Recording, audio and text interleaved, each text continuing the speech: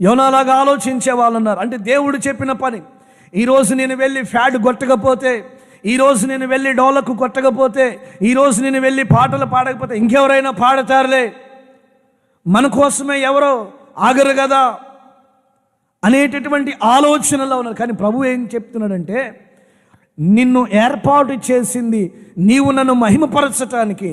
నీకు ఏ పని అయితే బాధ్యతగా ఇవ్వబడుతుందో, ఏ అవకాశం అయితే నీకు వచ్చిందో దాన్ని వినియోగించుకుంటూ నా రాజ్యములో నిలబడి నేనిచ్చు లోకములో ఉండాలని ఆయన కోరుకుంటా ఉన్నాడు. హల్లెలూయా, గట్టిగా స్తోత్రం చెప్దాం.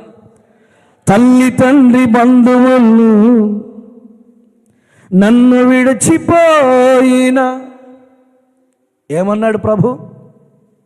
ఆయన మనలని, చెప్పండి గట్టిగా, ఆయన మనలను విడవనన్నాడు. గట్టిగా చప్పట్లు కొట్టి ప్రభువుని గణపరచుదాం.